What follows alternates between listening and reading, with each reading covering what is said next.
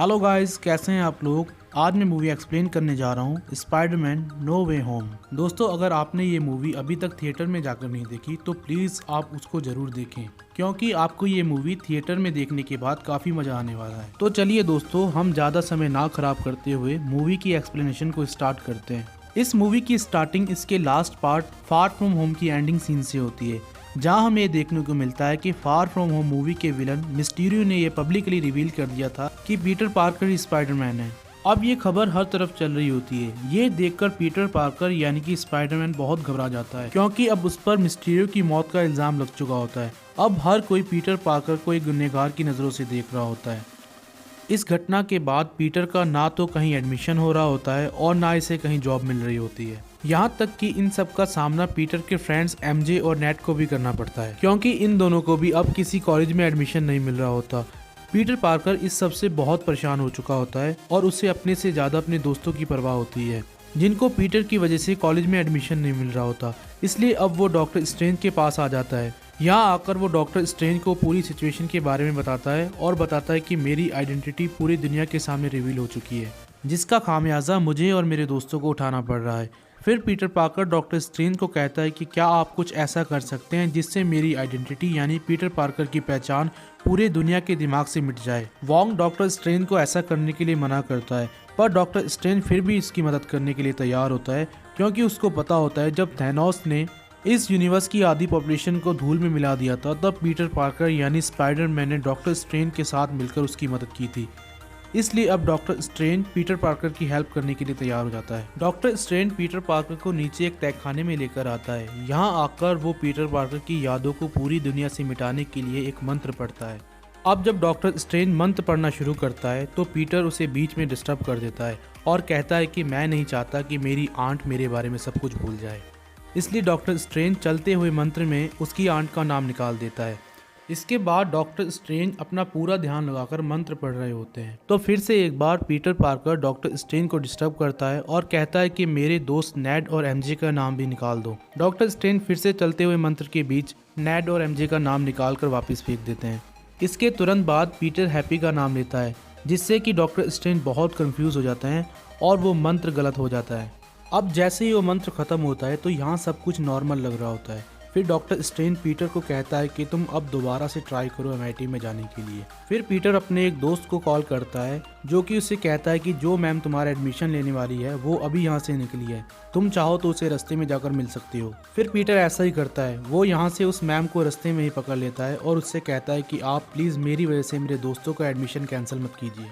अब ये दोनों बातें कर ही रहे होते हैं कि यहाँ एंट्री हो जाती है डॉक्टर ऑक्टेवियस की, जो कि किसी दूसरी टाइमलाइन से आया होता है, क्योंकि जब डॉक्टर स्ट्रेंज ने मंत्र गलत पढ़ा था तो वहाँ से हर यूनिवर्स से कुछ बिन बुलाए मेहमान आ जाते हैं, जिनके बारे में पीटर को नहीं पता था। यहाँ डॉक्टर ऑक्टेवियस पीटर को अपनी टाइमलाइन वाला पीटर पार्कर समझकर उस पर हमला कर देता है। इस लड़ाई के दौरान एक वक्त ऐसा भी आता है जहाँ पीटर पार्कर के सूट से निकले नैनो पार्टिकल्स डॉक्टर ऑक्टेवियस के टेंटिकल्स पर लग जाते हैं। फिर थोड़ी देर बाद जब पीटर के फेस से मास्क उतरता है तो वो देखता है कि ये वो पीटर पार्कर नहीं है जिसे वो दुश्मन समझकर मार रहा था। अब जो नैनो पार्टिकल्स डॉक्टर ऑक्टेवियस के टेंटिकल्स पर लगे थे उनको पीटर अपनी टेक्नोलॉजी की मदद से अपने कंट्रोल में कर लेता है, जिस वजह से वो अब डॉक्टर ऑक्टेवियस का कहा ना मानकर पीटर के कंट्रोल में चल रहे थे। अब इससे पहले कि पीटर कुछ और समझ पाता, यहाँ पर एंट्री हो जाती है स्पाइडरमैन 1 के विलन ग्रीन गॉब्लिन की। लेकिन इससे पहले कि पीटर को वो कुछ नुकसान पहुँचाता, यहाँ पर डॉक्टर स्ट्रेंज आ जाते हैं और वो अपने जादू से डॉक्टर ऑक्टेवियस को एक पिंजरे में बंद कर देते हैं। फिर स्पाइडरमैन यानी पीटर पार्कर डॉक्टर स्ट्रेंज से पूछते हैं कि ये लोग कौन हैं और इन्होंने मुझ पर क्यों हमला किया, जिसके जवाब में डॉक्टर स्ट्रेंज पीटर को बताता है कि जब मैं वो मंत्र पढ़ रहा था तो तुमने मुझे कई बार डिस्टर्ब किया था, जिस वजह से वो मंत्र गलत हो गया था और फिर तभी ये दूसरे यूनिवर्स के विलन्स इस यूनिवर्स में आ गए, जो कि अपने अपने यूनिवर्स में पीटर पार्कर को अपना दुश्मन मानते हैं। इसलिए इन लोगों ने तुम पर अटैक किया, क्योंकि ये तुम्हें अपने यूनिवर्स का पीटर पार्कर समझ रहे थे। डॉक्टर स्ट्रेंज यहाँ पीटर पार्कर को बताते हैं कि ये ही नहीं, इनके साथ कई और विलन्स भी आए हैं, इसलिए अब हमें इन मेहमानों को पकड़कर अपने अपने यूनिवर्स में वापस भेजना होगा, नहीं तो ये हमारे वाले यूनिवर्स के लिए खतरा बन सकते हैं। डॉक्टर स्ट्रेंज यहाँ पीटर को अपना एक जादुई गैजेट देता है, जिसकी मदद से वो उन विलन्स को पकड़ सकेंगे और फिर डॉक्टर स्ट्रेंज उन्हें अपने यूनिवर्स में वापस भेज सकेंगे। पीटर को लगता है कि ये काम वो अकेला नहीं कर सकता, इसलिए वो यहाँ अपने दोस्तों की मदद लेता है। पीटर नेड और एमजे को इस तहखाने में लेकर आता है, जिसके बाद ये तीनों अपने काम में लग जाते हैं, यानी कि उन विलन्स को ढूंढना शुरू कर देते हैं। अब जैसे ही पीटर पार्कर अपना सूट पहनता है तो वो देखता है कि कुछ बुरे लोगों ने उसके सूट पर ग्रीन कलर का लिक्विड डाल दिया था, लेकिन पीटर को बाहर किसी भी हालत में जाना था, इसलिए वो उस सूट को उल्टा करके पहन लेता है, जो कि ब्लैक कलर का हो जाता है। फिर स्पाइडरमैन यहाँ से बाहर आता है तो किसी एक प्लेस पर आकर उसे कुछ हलचल महसूस होती है, और देखते ही देखते यहाँ पर एक और विलन आ जाता है जिसका नाम इलेक्ट्रो होता है। इलेक्ट्रो भी पीटर पार्कर को दूसरे विलन्स की तरह अपने यूनिवर्स का पीटर पार्कर समझकर उस पर हमला कर देता है, लेकिन तभी यहाँ सैंडमैन आ जाता है और वो पीटर की मदद करना शुरू कर देता है। सैंडमैन पीटर से कहता है कि तुम यहाँ क्या कर रहे हो और यहाँ मैं इस जगह पर कैसे पहुँचा। तो पीटर उसे कहता है कि ये सब मैं तुम्हें बाद में बताऊंगा, पहले तुम मेरी मदद करो। इसके बाद ये दोनों मिलकर इलेक्ट्रो को काबू में करते हैं, जिसके बाद पीटर उसे उस जादुई पिंजरे में कैद कर देता है। इतने में डॉक्टर स्ट्रेंज ने भी एक विलन को पिंजरे में कैद कर लिया होता है, जो कि लिजार्ड होता है। इधर ग्रीन गॉब्लिन, जो कि इनके हाथ से निकल चुका होता है, वो अपनी सेकंड पर्सनैलिटी यानी ग्रीन गॉब्लिन से काफ़ी दुखी होता है, इसलिए वो उस विलन वाले कॉस्ट्यूम को खुद से दूर रखने के लिए उसके मास्क को तोड़ देता है और फिर वहाँ से परेशान होकर पीटर की आंट के पास चला जाता है। इसी बीच यहाँ पीटर पार्कर पहुँच जाता है और वो नॉर्मन से कहता है कि हम तुम्हें तुम्हारे यूनिवर्स में वापस भेज देंगे। फिर पीटर उन्हें अपने साथ डॉक्टर स्ट्रेंज के तहखाने में लेकर जाता है, जहाँ उसके दोस्त भी होते हैं। यहाँ आकर वो सभी विलन्स एक दूसरे को देख रहे होते हैं। तभी डॉक्टर ऑक्टेपियस नॉर्मन यानी ग्रीन गॉब्लिन से कहता है कि तुम्हें मरे तो काफ़ी साल हो चुके हैं, तुम जिंदा कैसे हो। ये सुनकर नॉर्मन हैरान हो जाता है। इन सबको एक बात तो यहाँ समझ में आ चुकी थी कि जब ये लोग अपनी अपनी टाइमलाइन से इस यूनिवर्स में आए तब ये वहाँ मरने वाले थे, लेकिन उस मंत्र के गलत होने के कारण ये लोग यहाँ पर आके फंस जाते हैं। अब अगर ये लोग दोबारा से वापस अपने यूनिवर्स में जाते हैं तो वहाँ जाकर ये सब मर जाएंगे, इसलिए ये विलेंस अब बिल्कुल नहीं चाहते कि ये अपने यूनिवर्स में वापस जाएं। अब जैसे ही डॉक्टर स्ट्रेंज इनको वापस भेजने वाला होता है तब पीटर पार्कर को ये सब ठीक नहीं लगता, क्योंकि वो सोचता है कि अगर ये लोग अपनी टाइमलाइन में वापस जाते हैं तो इनकी मौत हो जाएगी, इसलिए वो डॉक्टर स्ट्रेंज को ऐसा करने से रोकता है।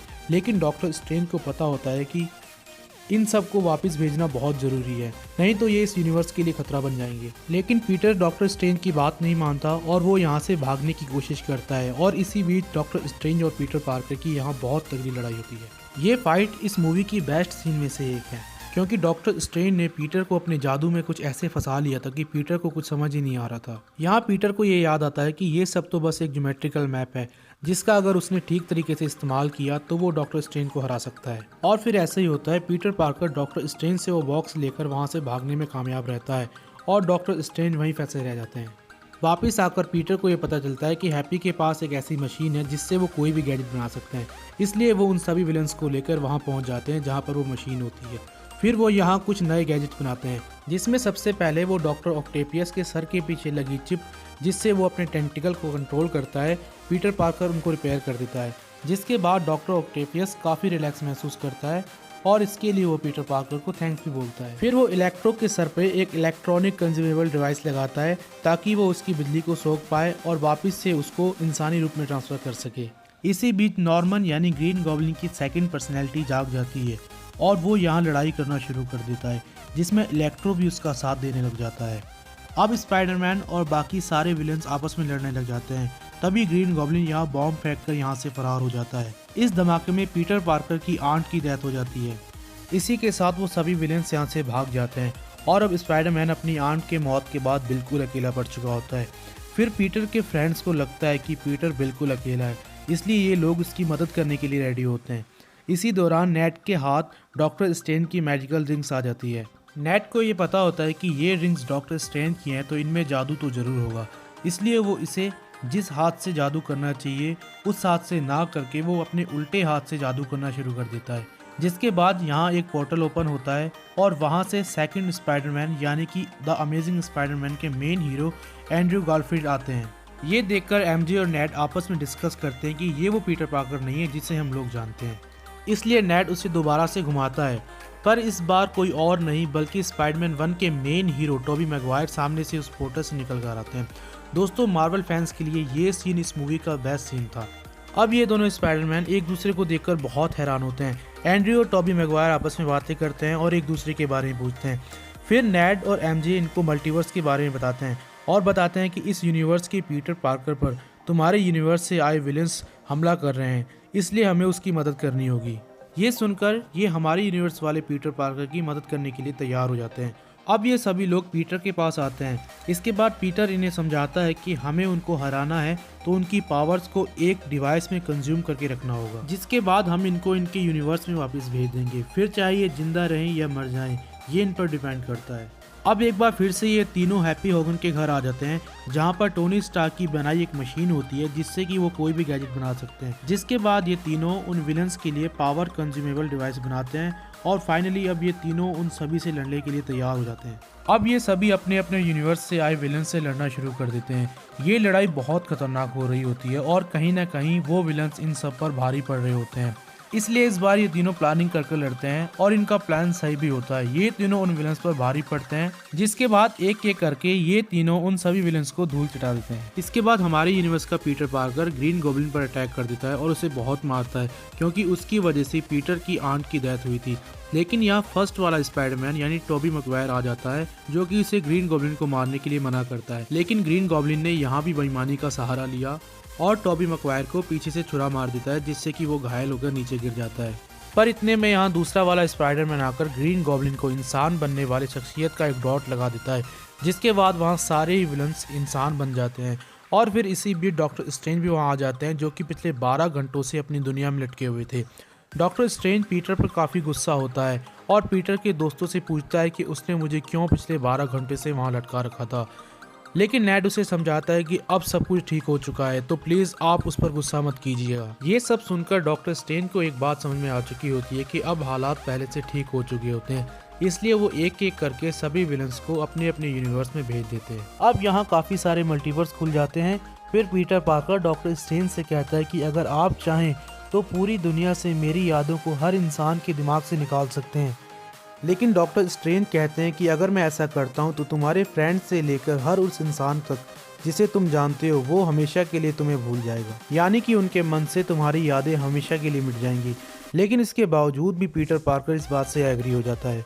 अब सबसे पहले पीटर उन दोनों स्पाइडरमैन को थैंक्स बोलता है और फिर वो नेड और एमजे के पास जाता है और उन्हें बताता है कि मेरी यादें तुम्हारे मन से हमेशा के लिए मिट जाएंगी, यानी कि इस पूरे यूनिवर्स के साथ साथ तुम दोनों भी ये भूल जाओगे कि मैं कभी तुम्हारा फ्रेंड हुआ करता था। ये सुनकर नेड और एमजे बहुत इमोशनल हो जाते हैं और उसे ऐसा करने से रोकते हैं, पर पीटर इनकी बात नहीं मानता। फिर डॉक्टर स्ट्रेंज अपने जादू से पीटर पार्कर ही स्पाइडरमैन है ये छवि पूरी तरह से मिटा देता है। अब फाइनली डॉक्टर स्ट्रेंज ने अपने जादू से हर किसी के दिमाग से पीटर की छवि मिटा दी होती है। अब इस मूवी के एंड में हमें देखने को मिलता है कि पीटर पार्कर एमजे से मिलता है, लेकिन वो बिल्कुल भूल चुकी होती है कि पीटर पार्कर कौन है।